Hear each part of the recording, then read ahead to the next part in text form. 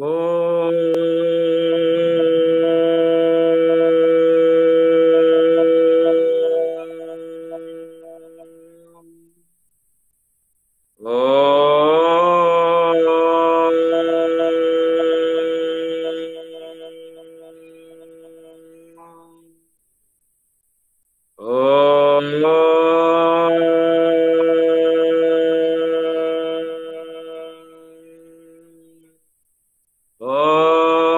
భూర్భువః స్వః తత్సవితుర్వరేణ్యం భర్గో దేవస్య ధీమహి ధియో యో నః ప్రచోదయాత్. ఓం సహనావవతు సహనౌ భునక్తు సహ వీర్యం కరవావహై తేజస్వినావధీతమస్తు మా విద్విషావహై. ఓం అసతో మా సద్గమయ తమసో మా జ్యోతిర్గమయ మృత్యోర్మామృతంగమయ. ఓం శాంతి శాంతి శాంతి. సర్వేభ్యో నమో నమః. అందరికీ నమస్తే. మనం అందరం కూడా స్థూలం నుండి ధర్మ బంధువులం, సూక్ష్మంతో ఆత్మ బంధువులం. మనకు ఈ సూక్ష్మ విషయాలు అర్థం కావాలి. సూక్ష్మంలోనే మోక్షము, మోక్షం అంటేనే ఆనందము, ఆనందం అంటే ఉల్లాసంగా ఉత్సాహంగా ఎటువంటి ఒత్తిడి లేకుండా ప్రశాంతమైన జీవితాన్ని గడపడానికి ఎప్పటికీ ఉల్లాసంగా ఉండేది, ఎటువంటి అడ్డంకులు లేకుండా, ఎటువంటి వ్యవధానాలు లేకుండా మనం అనుకున్నది ధర్మపూర్వకమైనటువంటి కార్యము, ధర్మపూర్వకమైనటువంటి ఆలోచనలు అన్ని కూడా మనము అనుకున్నది అనుకున్నట్టు జరిగిపోవడం, అదే మోక్షం. ఇప్పుడు మనమందరం కోరుకుంటున్నాము, మానవ జన్మలో శరీరంతో ఉన్నప్పుడు మన ప్రయత్నమంతా కూడా జీవితం హాయిగా గడవడానికి, సంతోషంగా ఉండడానికి, ఆరోగ్యంతో పాటు ఈ భౌతిక వస్తువులన్నీ కూడా మనము అనుభవిస్తూ ముందుకు వెళ్ళడానికి ఇష్టపడుతూ ఉంటాం. అయితే ఈ కోరిక పూర్తి కాకుండా మధ్యలో ఆగిపోవడం ద్వారా ఆశ ఏదైతే మనం పెట్టుకుంటామో ఆశకు తగినటువంటి ఫలము రాకపోవడం వల్ల, ఆశించిన తగిన ఏదైతే ఆశిస్తున్నామో దానికి తగినటువంటి ఫలం రాకపోవడం వల్ల మనకు దుఃఖం కలుగుతుంది. అయితే మరి మోక్షంలో ఏమవుతుంది? మోక్షంలో అటువంటి బాధ లేదు. అక్కడ కూడా కోరుతున్నాము, కోరిక ఉంటుంది, ఇక్కడ కూడా కోరిక ఉంటుంది. ఇక్కడ ఈ కోరిక సశరీరంతో భౌతిక సుఖాలను అనుభవించేటువంటి కోరిక, శబ్ద స్పర్శ రూపరస గంధాల యొక్క కోరిక ఏదైతే ఉందో అది ఈ శరీరంలో ఉన్నటువంటి ఇంద్రియాల ద్వారా మనము అనుభవించడానికి ప్రయత్నం చేస్తుంటాము, చాలా ప్రయత్నం చేస్తుంటాము, కోరికలను పెంచుకుంటూ ఉంటాము. కానీ మన సామర్థ్యము తగినంత లేకపోవడం వలన అది నెరవేరదు. అప్పుడు మనకు బాధ కలుగుతుంది, దుఃఖం కలుగుతుంది. అయితే మరి ఆ బాధ దుఃఖం కలగకుండా ఉండాలి, మనము అనుకున్నది అనుకున్నట్టు జరిగిపోవాలి. చంద్రుని చూడాలనుకుంటే చంద్రుని చూడాలి, సూర్యుని చూడాలనుకున్నప్పుడు సూర్యుని చూడాలి. ఏది అనుకుంటే అది జరగాలి అంటే దానికి తగినటువంటి సామర్థ్యం చాలా అవసరం. ఆ సామర్థ్యము మనకు ఏ పదార్థం ద్వారా కలుగుతుంది? అంత సామర్థ్యం దేని ద్వారా మనకు లభిస్తుంది? ఆ సామర్థ్యం కేవలం పరమాత్మలోనే ఉంది. పరిపూర్ణుడు పరమాత్మ కాబట్టి పరిపూర్ణ సుఖం కావాలి, పరిపూర్ణ ఆనందం కావాలి, పరిపూర్ణ ఉల్లాసంగా ఉండాలి అంటే ఖచ్చితంగా మనము భగవంతుని ఆశ్రయించకుండా అది పొందలేం. అందుకే మోక్షంలోకి, మోక్ష సాధన, మోక్షం అనే పదవిని పొందిన తర్వాత అప్పుడు ఎటువంటి అడ్డంకులు లేకుండా మనము హాయిగా ఉల్లాసంగా స్వేచ్ఛగా విహరిస్తూ ఉంటాం. భగవంతుని యొక్క ఆశ్రయంలో, భగవంతుని యొక్క నీడలో, భగవంతుని వేలు పట్టుకొని మనం అన్ని కూడా ప్రతిదీ కూడా ఏదైతే శరీరంతో ఉన్నప్పుడు మన కోరికలు ఉంటాయో, ఏదైతే మనము సుఖం కొరకు ఆనందం కొరకు శరీరం ఉన్నప్పుడు ప్రయత్నం చేస్తామో, అక్కడ శరీరం లేకుండానే భగవంతుని యొక్క సహాయం ద్వారా ఉల్లాసంగా ఉంటాం. శరీరం ఉన్నప్పుడు దుఃఖానికి సుఖానికి మధ్యలో అడ్డంకుగా మారుతుంది, అందుకొరకే దుఃఖం కలుగుతుంది. కానీ మోక్షంలో అటువంటి బాధ లేదు, పరిపూర్ణం, నిరంతరం, ఎక్కడ తెగిపోకుండా భగవంతుని యొక్క ఆనందాన్ని పరాంత కాలం వరకు మనం అనుభవిస్తూ ఉంటాం. మరి దీనికి పునాది ఏమిటి? దీనికి ప్రారంభం ఏమిటి? దీనికి ప్రారంభం ఈ మానవ జన్మయే. మోక్షం నుంచి మోక్ష పదవిని పూర్తి చేసిన తర్వాత కూడా వచ్చేది మానవుడుగానే జన్మించాలి. సామాన్య మానవుడిగా జన్మించాల్సి ఉంటుంది. సామాన్య మానవుడిగా జన్మించినప్పుడు అతడు మళ్ళీ ప్రయత్నం చేసి పుణ్యకర్మలు సంపాదిస్తే ఉత్తమోత్తమ జన్మలు పొందుతుంటాడు. నికృష్ట కర్మలు చేసినట్టయితే అధమాధమైనటువంటి శరీరంలోకి వెళ్ళిపోతుంటాడు. గాఢమైనటువంటి అంధకారంలో దుఃఖాలను పొందుతూ ఉంటాడు. రెండు ఒకటే, ఒకవైపు సుఖము, రెండో వైపు దుఃఖము. కాబట్టి సుఖము దుఃఖము ఈ రెండిటికి మధ్యలో మనమున్నాము. జ్ఞానం ద్వారా సుఖము లభిస్తుంది, అజ్ఞానం ద్వారా దుఃఖం కలుగుతుంది. కాబట్టి మనం ఈ ప్రయత్నం చేయాల్సి ఉంటుంది.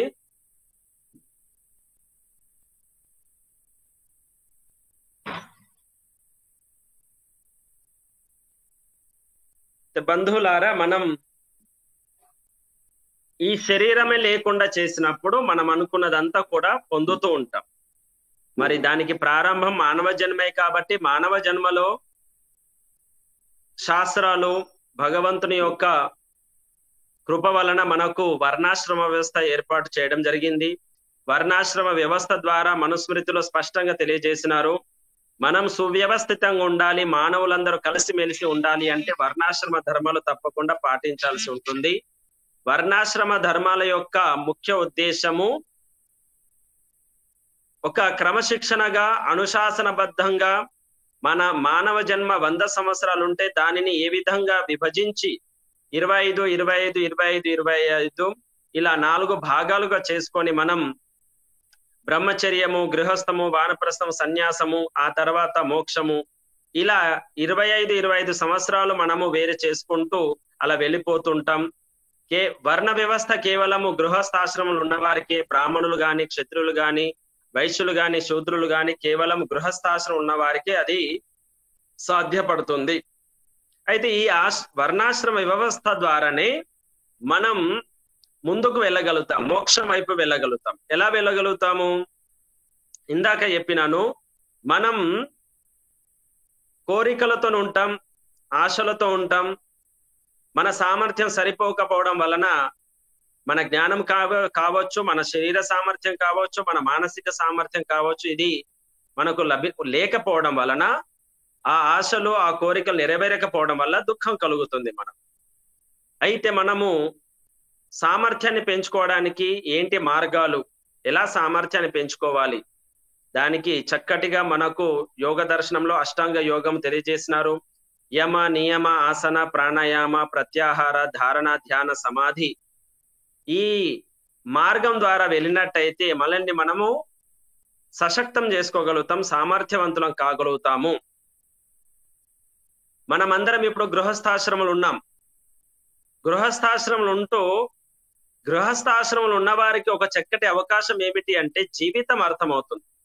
రాగద్వేషాలు స్పష్టంగా అర్థమవుతాయి. కామక్రోధాలు, మానసిక వికారాలు, శారీరకమైన దోషాలు, మనుషుల యొక్క మనస్సులు అన్ని కూడా అనుభవపూర్వకంగా మనకు జ్ఞానం కలుగుతుంది. అయితే ఈ గృహస్థాశ్రమంలో మనం ఏదైతే అనుకుంటున్నామో, ఏదైతే కోరుకుంటున్నామో అది నెరవేరడం లేదు. అలా నెరవేరకుండా ఉన్నప్పుడు అప్పుడు మనం ఆలోచన పెరగాల్సి ఉంటుంది. ఎందుకు ఇలా జరుగుతుంది? నేను ఇంత ప్రయత్నం చేసిన తర్వాత కూడా నేను అనుకున్నది జరగడం లేదు, ఎందుకు అని ప్రశ్నించుకుంటే అందులో నుంచి పుట్టేదే ఆధ్యాత్మికత. ఎంత ప్రయత్నం చేసినా నువ్వు అనుకున్నది ఏది కూడా సంపూర్ణం చేసుకోలేవు. కేవలము శ్రేయో మార్గంలో, పరమాత్మ మార్గంలో, వేద మార్గంలో భగవంతుని వైపు ప్రయాణం చేస్తే తప్ప నీవు సంతోషంగా ఉండలేవు అనే విషయము అప్పుడు అర్థమవుతుంది. వివాహం చేసుకుంటాము, భార్య భర్తల బంధం పెరుగుతుంది, తర్వాత సంతాన బంధం పెరుగుతుంది, తర్వాత అత్తమామ బంధం ఉంటుంది. ఇవన్నీ కూడా ఒకదాని తర్వాత ఒకటి బంధనాలు పెరుగుతూ ఉంటాయి. వారి సుఖం కొరకు, మన సుఖం కొరకు రకరకాల ప్రయత్నం చేసినాం, అయినా కానీ తృప్తి లేదు. అందులో మనం అన్ని పరిశీలించుకుంటాం. అసలు రాగం అంటే ఏంటిది, ద్వేషం అంటే ఏంటిది, కామం అంటే ఏంటిది, లోభం అంటే ఏమిటి, మోహం అంటే ఏంటిది, అన్ని కూడా పరిశీలించడానికి, ప్రయోగం చేయడానికి, అనుభవ జ్ఞానం సంపాదించడానికి గృహస్థాశ్రమము, దీని కొరకే గృహస్థాశ్రమము. ఇది మనం బాగా అర్థం చేసుకోవాలి. మనము ఎంతవరకు ఉల్లాసం ఉన్నాం, సంతోషంగా ఉన్నాం, మానసిక శాంతంగా ఉన్నాము, ఎందుకు లేము? బ్రహ్మచారిగా ఉన్నప్పుడు, బ్యాచులర్ గా ఉన్నప్పుడు, బ్రహ్మచర్య ఆశ్రమంలో విద్యార్థి దశలో ఉన్నప్పుడు మనకున్నటువంటి ఏవైతే ఇబ్బందులు ఉన్నాయో దానికన్నా ఎక్కువగా గృహస్థాశ్రమం పెరిగినాయా తగ్గినాయా అని పరిశీలించుకుంటే మనకు తెలుస్తుంది.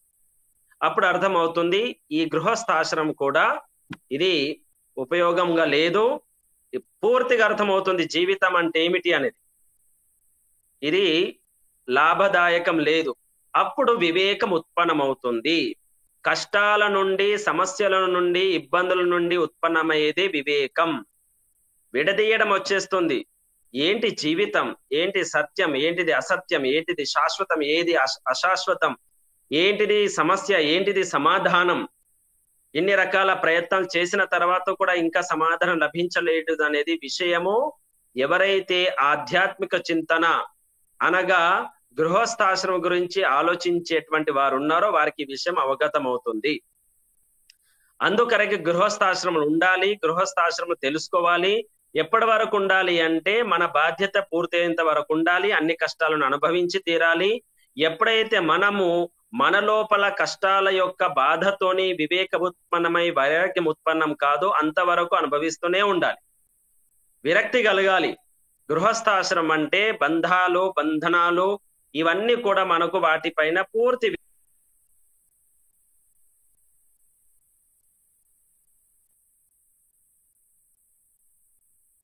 కూడా చేస్తూ ఉంటాం. మనం అందరం కూడా బాధపడాల్సిన అవసరం లేదు. గృహస్థాశ్రమం అంటేనే తెలుసుకోవడానికి.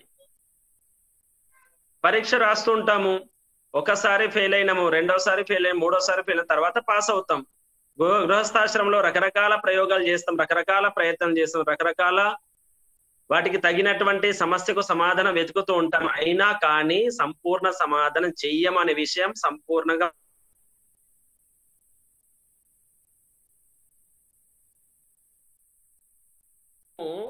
చేస్తాము.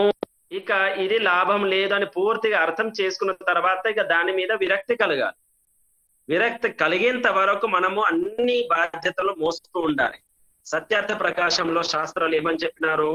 అబ్బాయికి వివాహమై ఒక సంతానం అయిన తర్వాత అప్పుడు వెళ్ళాలి అని. దాని అర్థం ఏంటిదంటే వ్యక్తికి దానిపైన ఉన్నటువంటి మోహము తగ్గిపోవాలి. పూర్తిగా దానిపైన ఉన్నటువంటి ప్రయోగాలు చేసి చేసి అలసిపోయి ఇక ఈ గృహస్థాశ్రమం లాభం లేదు, నేను వెనుకకి వచ్చేది లేదు అనుకొని అప్పుడు వానప్రస్థం లాగా వెళ్ళిపోయిందంటే మళ్ళీ గృహస్థం గురించి ఆలోచించకూడదు. ఖచ్చితంగా వర్ణాశ్రమ వ్యవస్థ అనేది మన కొరకే, మోక్షం కొరకే. కాబట్టి పూర్తిగా తెలుసుకొని ఇక దానిపైన ఎటువంటి ఆశ లేకుండా చేసుకుంటూ వానప్రస్థంలోకి వెళ్ళిపోవాలి. వానప్రస్థంలోకి వెళ్ళిపోతూ ఏదైతే మనం కోల్పోయినామో వాటన్నిటికీ అనుభవ జ్ఞానంతోని మళ్ళీ స్వాధ్యాయం. ఎందుకంటే ఆ గృహస్థాశ్రమం సమయం తక్కువగా ఉంటుంది, ఇక బంధాలు ఇవన్నీ కూడా పనులు ఉంటాయి. కాబట్టి మనకు సమయం తక్కువ ఉండడం వల్ల ఆలోచించడానికి సమయం లేకుండా ఉంటుంది. ఆ తర్వాత వానప్రస్థాశ్రమంలో ఆత్మ నిరీక్షణ చేసుకోవడానికి చాలా అవకాశం ఉంటుంది, స్వాధ్యాయం చేసుకోవడానికి చాలా అవకాశం ఉంటుంది.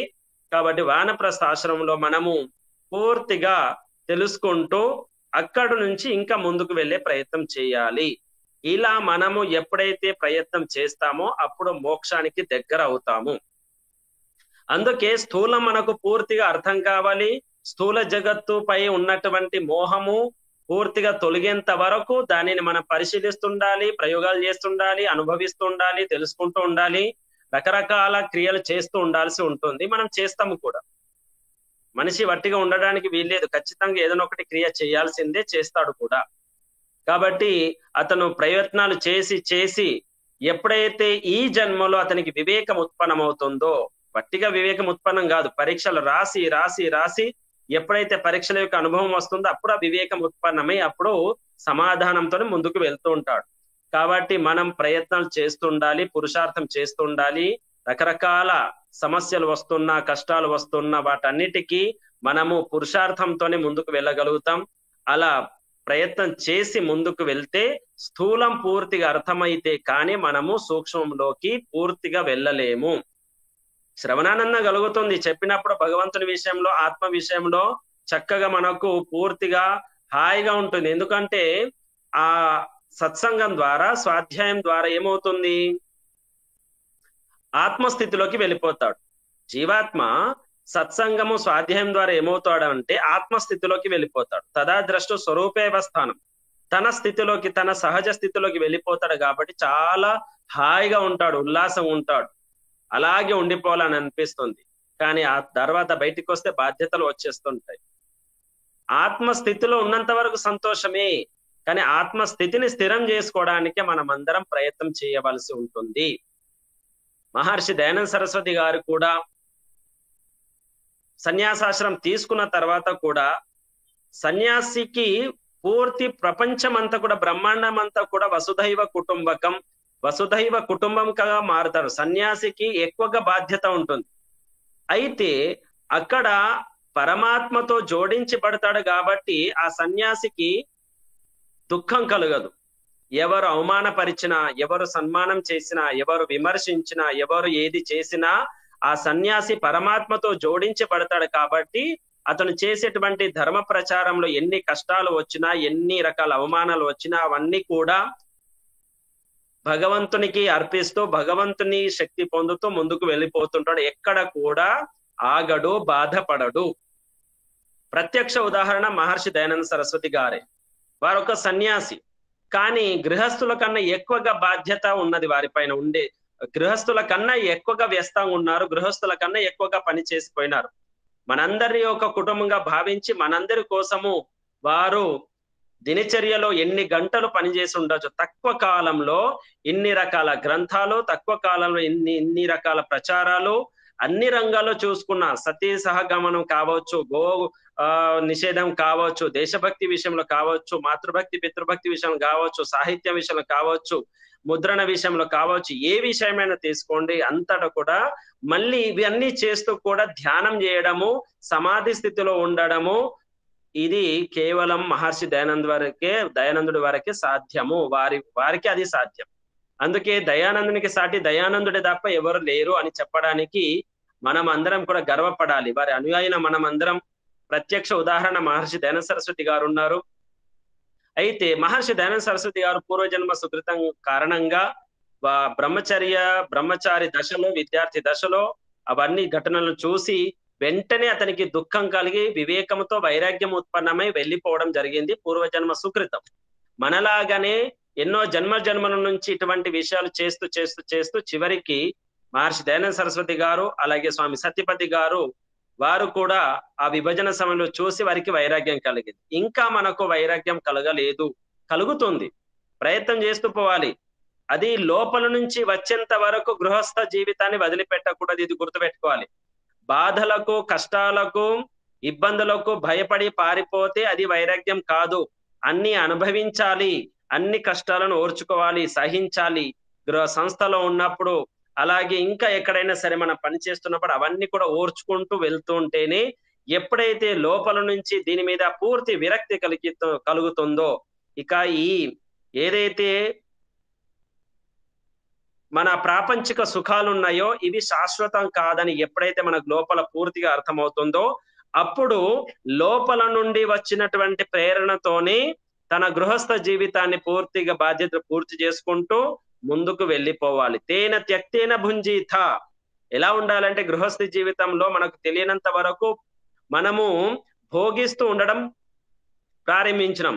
ఎప్పుడైతే మనకు తెలుసుకున్నామో అప్పుడు మన కర్తవ్య నిర్వహణ చేయాలి, కానీ భోగం కొరకు కాదు, త్యాగం కొరకు. త్యాగంతో మనము కర్తవ్య నిర్వహణ చేస్తూ ఎప్పుడైతే మన బాధ్యత పూర్తవుతుందో వెంటనే మనం వానప్రస్థులం అయిపోతాము. ఎవరి ప్రేరణతోనే కాదు, ఎవరో చెప్పిరని కాదు, మనం మన వ్యక్తిగతంగా లోపల నుంచి ప్రేరణతోనే భగవంతుడు ఎప్పుడైతే గట్టిగా మనకు ప్రేరేపిస్తాడో అప్పుడు మనం వానప్రస్థులం అవ్వాలి, ముందుకు వెళ్ళిపోవాలి. అందుకే ఈ గృహస్థంలో మనం ఏదైతే వర్ణాశ్రమ వ్యవస్థ ఉందో, మనం గృహస్థులం, మనం బ్రాహ్మణులుగా ఉన్నామా, క్షత్రియులుగా ఉన్నామా, వైశ్యులుగా ఉన్నామా, శూద్రులుగా ఉన్నామా పరిశీలించుకోవాలి. శూద్రత్వంలో ఉన్నట్టయితే ముందుకు రావాలి, ప్రయత్నం చేయాలి. వైశ్య ధర్మంలో అనగా సహజంగా స్వాభావికంగా వైశ్య ప్రవృత్తి ఉంటుంది. వ్యాపారమే చేయాలని కాదు, వ్యక్తికి ఒక ప్రవృత్తి ఉంటుంది, స్వాభావికంగా ఉంటుంది గుణం. అది వైశ్య ప్రవృత్తి ఉన్నటువంటి వారు ఇంకా ప్రయత్నం చేసి క్షత్రియ ప్రవృత్తిలోకి రావాలి. క్షత్రియ ప్రవృత్తి అంటే దేశం కొరకు, ధర్మం కొరకు, ప్రజల కొరకు ప్రయత్నం చేసేవారు. అందులో నుంచి కూడా ఇంకా ముందుకు వచ్చేసి బ్రాహ్మణ ప్రవృత్తిలోకి రావాలి. బ్రాహ్మణ ప్రవృత్తిలోకి ఎప్పుడైతే వస్తామో అక్కడ దాని తర్వాత వెళ్ళేదే మోక్షం. బ్రాహ్మణ ప్రవృత్తిలో అన్ని రకాల త్యాగాలకు సిద్ధమై కేవలం పరమాత్మ అనే లక్ష్యంతోని ఏదైతే తన దినచర్యను ఏర్పాటు చేసుకుంటారో అటువంటి వారు బ్రాహ్మణులు. కాబట్టి బ్రాహ్మణత్వంలోకి రావడానికి ప్రయత్నం చేసి అప్పుడు ఆ బ్రాహ్మణత్వం నుండి మనము మోక్షంలోకి వెళ్ళడానికి అవకాశం ఉంటుంది.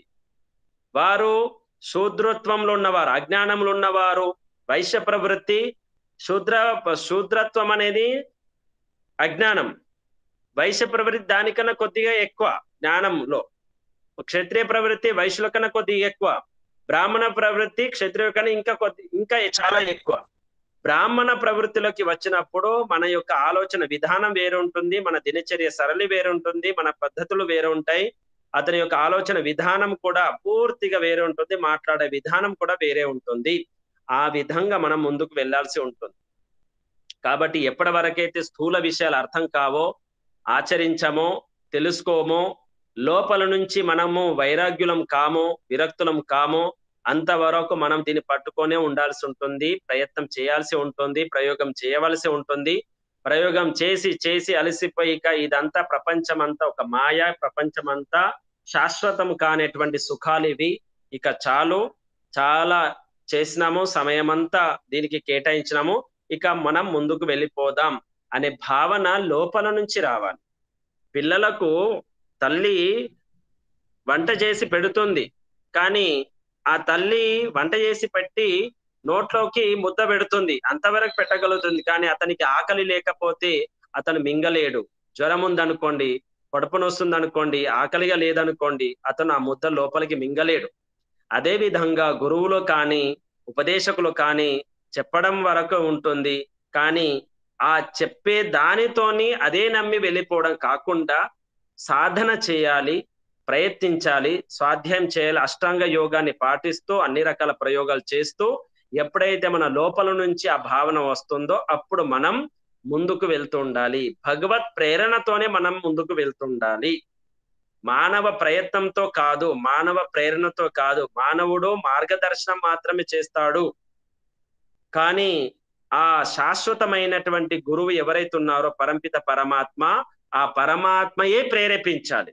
ఆ పరమాత్మ ప్రేరణ ఉందా లేదా అనేది మనం పరిశీలించుకోవాలి. ఈ విధంగా మనం అందరం ప్రయత్నం చేద్దాం. స్థూల విషయాలు ఎట్లా అంటే, మనకు చాలా మంది చాలా రకాలుగా దినచర్యలో మనం ఉదయం నుంచి సాయంత్రం వరకు ఎన్నో రకాల క్రియలు చేస్తూ ఉంటాం. అందులో రాగం అంటే ఏమిటి, ద్వేషం అంటే ఏమిటిది, మన స్థితి ఎలా ఉంది, మనము స్థితప్రజ్ఞంలో ఉన్నామా, ఏ దాంట్లో ఉన్నామనే విషయాలు అవగాహన చేసుకుంటూ ముందుకు వెళ్తేనే మనం సమాధానం చేసుకోగలుగుతాం. అలా మనం మన విద్యను స్థిరం చేసుకోగలుగుతాం. ఇక ఇది శాశ్వతం కాదు, నేను నా ప్రయత్నం అంతా కూడా దీని కొరకు చేయవలసి ఉంటుంది. అలా చేస్తూ కూడా, ఉద్యోగం చేస్తూ కూడా, కుటుంబ బాధ్యతలు మోస్తూ కూడా మనం బ్రాహ్మణత్వంలో ఉండడానికి అవకాశం ఉంది. అక్కడ ఏమవుతుంది, మనం మన దినచర్య మనం పాటిస్తాం, మనం మన దినచర్యను వేరే వాళ్ళను రుద్దము, మనం చేసేది మనమే చెయ్యాలి, కానీ ఇతరుల మీద రుద్దకూడదు. ఈ ప్రయత్నము మనం చేస్తుండాలి. కానీ చాలా మట్టుకు ఆర్య సమాజంలో జరిగే విషయం ఏంటిదంటే, ఎన్ని సంవత్సరాలు తెలియలేదు, తెలుసుకున్న వెంటనే ఇంటికి వెళ్ళి పూర్తిగా వాళ్ళు కూడా వెంటనే మారాలని కోరుకోవడం ద్వారా అప్పుడు పిల్లలు కానివ్వండి, ఇంట్లో ఉన్నవారు కానివ్వండి బాధపడతారు, ఇబ్బంది పడతారు, మొండి చేస్తారు. తర్వాత మనం అంటే ఒక అసహ్యం ఏర్పడుతుంది. అది కాదు విధానం, ఇది వేద విధానం కాదు. మనం చేస్తూ వెళ్ళాలి.